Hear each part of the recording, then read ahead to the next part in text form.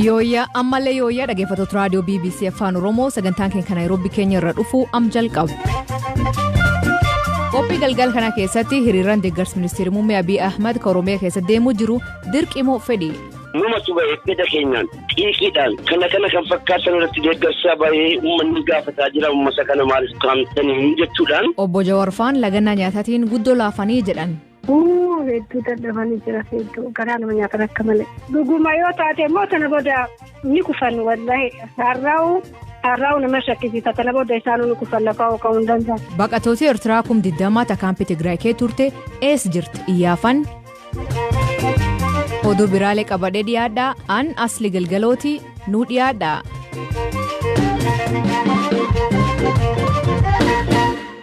Dhaggeeffattootteen oduuteen jalqabaan guyyaarraa magaalota Oromiyaa hedduun hiriirra oolan maal jennaan deeggarsa ministeera muummee Itoophiyaa Abiy Ahmediif qaban agarsiisuuf suuraaleen hedduun miidiyaa hawaasummaa irratti qoodaman akka agarsiisanitti namoonni kumaatamaan lakkaa'aman hiriira deeggarsaa kan irratti hirmaatan fuul Facebook BBC Afaan Oromoo irratti ganam kana oduu maxxansineen namoonni dhibbaan lakkaa'aman yaada kennaniin namoonni hiriira ba'anii dirqamaan ba'anii jedhan jiraatan magaalaa garroo ta'aniif warreen hiriira kan qindeessan irratti hirmaatan Abba Abduu Haajii Kaweelikii Iliyaas Mulugeetaa dubbisee dirqamaa miti ufumaan eeyyam gaafannee baanee jedha. Hiriira deeggarsaa Dr. Abiy Ahmed fi paartii badhaadhinaa deeggaruudhaaf nuula kanaan duras yeroo 2-3 bulchiinsa magaalaa Gaaroo kana gaafannee turre hiriira kana ba'uuf turre haalli tokko nu mijaa'uu didee turaa nu jedhan jarri bulchiinsaa amma guyyaa saniin duratti immoo nama 7 taanee bulchiinsa magaalaa Gaaroo deemnee kantiibaa biratti uummanni gaafataa jira. Waan uummanni gaafate kanaa jennee qabxii 6 tokko dhiyeessinee qabxii kana keessaa juntaa kanaan dura uummata keenya irratti balaa buusaa ture kallattii adda addaatiin juntaa kanaan barbadeessuudhaan hadda uummanni akka barbaade socho'uu danda'u irratti misooma kana amma immoo calqabame kanas immoo itti fuufee cina jaraasaane uummata Itoophiyaa kana akka tokkotti qabnee wajjin cina kaanee bahuudhaafi kana kan fakkaatan irratti deeggarsaa baay'ee uummanni gaafataa jira uummata kana maaliif kaamtanii jechuudhaan. Numatu baay'ee fedha keenyaan xiiqiidhaan wanti argame kun injifannoo kana irratti amantummaa guutummaan gatii qabnu jechaadha. Baanee maaliif hin naasuuf maaliif nu ukkaamsitu waa'ee namni tokko yaada isaa bahee ibsuu danda'a. Inni balaaleffatullee bahee balaaleffachuun mirga isaati. Dimokiraatik raayitii isaa maaliif ukkaamama kan jedhu irratti ofii keenya gaafanneeti shoolsii. Ministeerri muummee Abiy Ahmed hiriira deeggarsaa kan hordofee erga dabarseen deeggarsiis waliin jiraa jedhee guutummaa Oromiyaa taasifameef baay'ee sangalateeffadha ergamii addaa mootummaa uummataaf tajaajilu qofaa jedhee fuul Facebook isaa gubbaa maxxanse.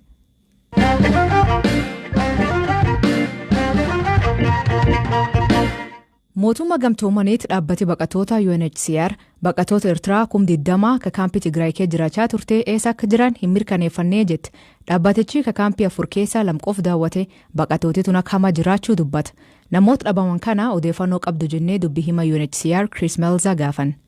There were about 8,000 in Shimalba and about 12,000 in Kaampii Shimalbaa keessaa baqattoota 8,000 akkasumas kaampii Hitsaas keessaa baqattootni 12,000 eessa akka jiran hin beekamu. Garri caalu kaampicha dhiisanii akka bahan dhageenyeerra. Kaampootni kunneen duwwaa ta'uu isaanii garuu hin mirkaneessine. Suuraan satalaayitii irraa arganne kaampiin tokko gubachuusaa agarsiisa. Odeeffannoo baqattoota kanneen irraa arganneen kaampiiwwan kanneenitti jiraachuun daran ulfaataadha. Gara kaampota kanneenitti galuu waan hin dandeenyeef waan mirkana ta'e dubbachuu hin dandeenye. Ji'oota 3f kaampiiwwanitti galuu hin dandeenye. Dhiironni, dubartootnii fi daa'imman 20,000 deeggarsa kamuu argachaa hin jirani. Nyaataa fi bishaaniin argatan. Daawwachuu waan hin dandeenyeef odeeffannoo hin qabnu. Kanneen ijaan arganii fi gaazexeessitoota irraa odeeffannoo arganneen garri caalaan kaampiiwwan lamaan kana gadhiisanii bahaniiru. Kaan Finfinnee galaniiru. Kaan ammoo kaampiiwwan UNHCR Adde Hawushii fi Mayaayeenitti argamanitti galaniiru. Baqattootni 10,000 lakkaa'aman Shiree fi dhiyeenyatti argamu. Haala hamaa keessa jiru. Dahoo waan hin qabneef daandiirra ciisaa jiru. Nyaata waan hin arganneef baala soorachaa jiru. Kaampiiwwan lamaan daawwachuu kan hin dandeenye sababa mootummaarraa eeyyaman arganneef. Haaluma wal fakkaatuun barreessan olaanaa Norwegian Refugee Council Jan Egeland rakkoo namooma naannoo Tigraay kee jiru guddoo isaa yaaddessaa jedhee BBC'tti. During these 3 months we have as an international Ji'oota sadan dabranitti dhaabbileen gargaarsaa idil-addunyaa deeggarsa bu'a qabeessaa fi waarawaa ta'e kennuu hin dandeenye. Namoonni miliyoona 2 siqanii deeggarsi hatattamaa isaan barbaachisa. Kanneen deeggarsa namoomaa taasisan galan kan jedhamu dhugaa miti. Keessattuu lixaa fi giddugala Tigraayitti namoota qaqqabuu hin dandeenye. Deeggarsa kennuun kan danda'ame daandii guddicha Maqalee fi iddoowwan mootummaa federaalaa jala jiranitti. Hawaasa bira geenyee deeggarsa gochuu akka dandeenyu irra deddeebiin gaafanneerra. Yeroo tokko tokko gama federaalaa, yeroo kaan ammoo sadarkaa naannootiin heeyyama yeroon itti dhorkamne jira. Kanneen deeggarsa barbaadanii miliyoona 2 caaluu danda'u hin beeknu. Lolli kun yeroo dheeraaf ture.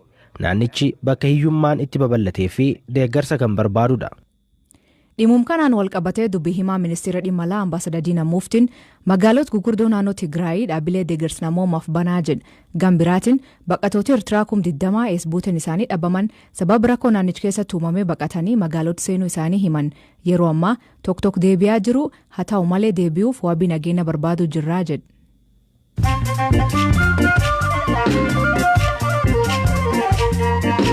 Dhaggeeffattoonni oduu gaggabaaboo addunyaa isanii dhiyeessa. Jalqabaan dargaggoo Obsaa Abdiisaa guyyaarraa waajjira Koominikeeshinii Poolisii Oromiyaa keessatti hidhamuu BBC'tti himan.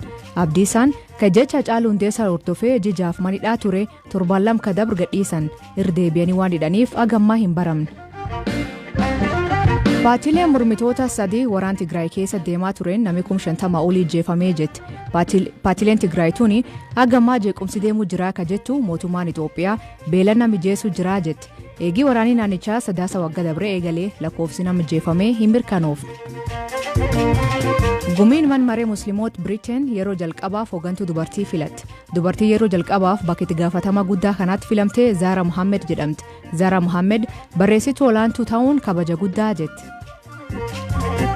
Pireezidantiin Ameerikaa Joo Baayiden eegii waraanii Miyaanmaar aangoo fudhateen booda qoqqobii akkaan akeekkachiisan. Waraanii Miyaanmaar Sansuuchii fi hoogganoota biraa filannoo waliin dha'an jechuun to'annoo jala oolchite. Baayiden humni waraanaa fedhii uummataa irra goruu yookiin bu'annoo filannoo amana haaquu hin qabu jedhu. Warshaan aannan gaalaa waggaatti $10 biliyoon galchaa jedhan. Addunyaa keessatti gaalii harka 60 ka horsiisee bulaa Afrikaa bahaa Keenya qofaa maatiin tokko ta BBC'n dubbiftee guyyaatti aannan lita 15,000 gurgurtii jetti. Mootummaan Tanzaaniyaa tallaalii COVID-19 hin galfannu jedhee ibse. Pireezidantiin Joon Magufuliin torbaan dabree tallaalii kan hin feenuu jedha. Bakka tallaalii tanaa qorsa aadaa haa kulachaa dabraa jedhee dhaame. Eswatini ta duraan Swaazilandii jedhamtu namni hedduun COVID'n du'ee pilaastikiin reeffamarran dhabamu. Torbaan lamammaa uffata sireetiin maraa jedha daktariin tokkin. UK'n isaan gargaaruuf daktaroota 11 ergiteef.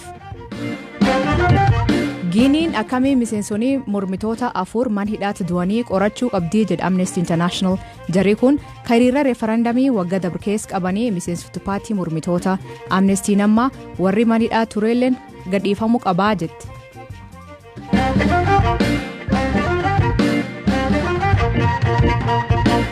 Obbo Jawaar Mohaammed, Obbo Baqqala Garbaa, Hamza Booranaaf Shamsuddin Xahaan guyyaa jaafaa beelaan oolanii buluu jiran. Eegii maatiif deeggartooti isaanii waan uffata keelloo yookiin hadha uffataniif qaban laganna nyaata jalqaban.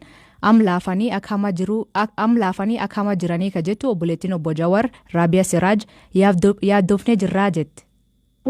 Hedduu dadhabanii jira hedduu garaa nama nyaata akka malee. Yoo margite eege. Ammaan tana biraa dhufuutu ammaan gabsaa. Maan jedhan? Arginee bakka waan takka qabsoodhaa hin nyaannu bishaanuma namni bishaanuma afaan qabatoo walii dhaabatuu dadhabanii qaamni isaanii hollataa hedduu nama dhaabbatanii haasofsiisuu hin danda'an.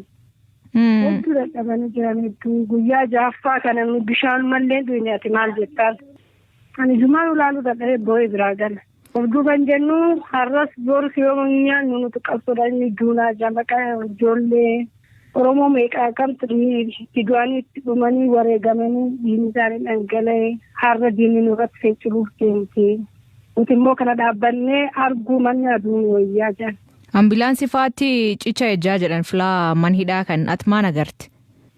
Kalee ambulaansii lamaatti tureewu dhuguma yoo taate immoo tana booda ni kufan wallahi har'aa'u nama shakkisiisa tana booda isaanuu ni kufan lafaa hooqa'uu hin danda'an.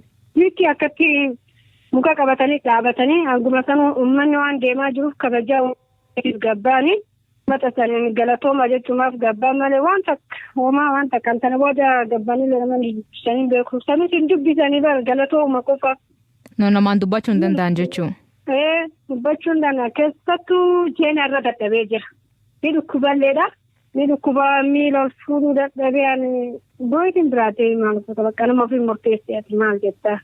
Waan isaan hin malle hedduu wanni akkana isaan hin maltu ture.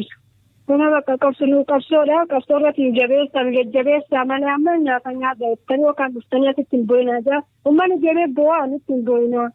Jajjabeessanii jariin maal jabaatan sana booda ta'uufitti fokkoofuuf Abukaatoo isaanii tokko ta'an Abdulisa Bayyisaa gaafilee jarri kun dhiyeessan maal akka ta'ee fi dhiyen kan harka arganii deebi'an BBC'tti himan. Erga jalqabanii guyyaa ja'affaa isaaniiti amma sa'aatii booda abukaatoo namoota 3 taanee annee gaafannee turre yeroo kaan ol dhufanii bakkitti abukaatoo fi jarri wal dubbisnu ni jiraa ture. Haa ta'u malee achi dhufuu waan hin dandeenyeef gara iddoo isaanii bulaniitti keessa seenneetti dubbisne. Mana jala firaasha buufatanii mana jala ciisanii jiran firaashii irra nama arfan isaaniiyyuu lafaa ol ka'anii taa'anii haasa'uu hin danda'anii achuma ciisaniiti kan nu dubbisanii sagaleen isaanii baay'ee gadi laafee jira. Fuulli isaaniis qaamni isaaniis baay'ee dadhabeeti kan jiru bakka ciisanii achuma ciisaniitu waa xiqqoo kan nutti haasa'anii sana keessa kan nuun jedhanii yoo dhukkubsannee yoo of wallaallee yoo kufne yookaan yoo gaggabne. Hakiimiin kan mootummaa akka nutti hin buune hakiimii dhuunfaa keenyaa fi mana yaalaa nuti filannetti malee mana yaalaa mootummaatii fi hakiimii mootummaa akka nutti hin buune jedhanii iyyannoo nu barreessaa jedhanii iyyannoo kana barreessinee mana mala sirreessaa sanatti kennineeti baane jechuudha. Eenyu faadha jarri kuni? Tokko Obbo Jawaar Mohammed, Obbo Baqqalaa Garbaa, Obbo Hamzaa Booranaa fi Shamsaddiin Tahaati. Iddoo biraas kaleessa irraa qabanii Obbo Mikaa'el Booran yookaan Mikaa'el Baqqalee fi Kennasaa Ayyaanaas qajeelcha poolisii magaalaa Galaanitti hidhamanii jiru isaan namoonni kun mirga wabii eegamee fi seera ala namoota hidhamanii jiranidha. Isaanis kaleessa irraa qabanii nyaata nyaannoodhanii lagannaa nyaatarra akka isaan jiran maatiin isaanii nutti himaniiru dhannee gaafachuu baannuyyuu isaanis lagannaa nyaatarra jiru. Dhaqxanii dubbistaniittu waan ta'eef maalidhamee gaaffiin isaanii? Tole gaaffii isaanii qofaa jijjiirama biyya kanatti dhufe keessatti adda durummaadhaan ga'ee guddaa kan taphate qeerroof qarree Oromoo ta'ee isaanis immoo achi keessatti qooda guddaa akka fudhatanii fi adda durummaadhaan jijjiirama kana kan fidan ta'anii otoo jiranii mootummaan namoota bebbeekamoo fi hooggantoota Oromooti jedhee uummanni Oromoo akka ija isaatti ilaalu ajjeefamanii sanaa booda hooggantoonni Oromoo akka hidhaman miidiyaan Oromoo biyya keessa jiru akka cufamu taasisanii as dhiyeenya kana immoo dhaabbilee siyaasaa Oromoo bifa shiraan guutameen ayyama isaanii jalaa haqanii dhaabbilee siyaasaa hafte lamaan immoo hooggantoota isaanii, deeggartoota isaanii, miseensota isaanii hidhanii akka isaan akkuma waliigalaatti Oromoon siyaasa keessatti akka hin hirmaanne siyaasa keessaa Oromoo fageessuudhaaf hojii hojjetamee jirudha. Gama biraatiin manni murtii namoota hedduu bilisaan akka isaan ba'an murtii fi ajaja erga kenneeti hanga ammaatti hin gallakkifamne.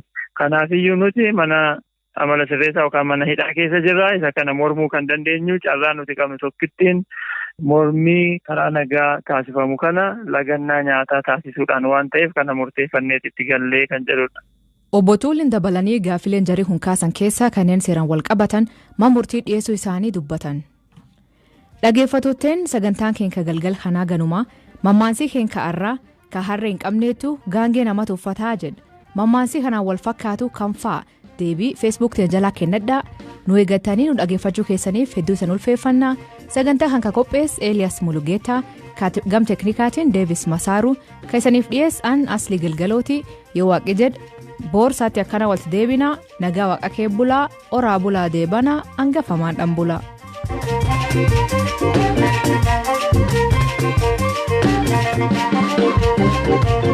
Thank you.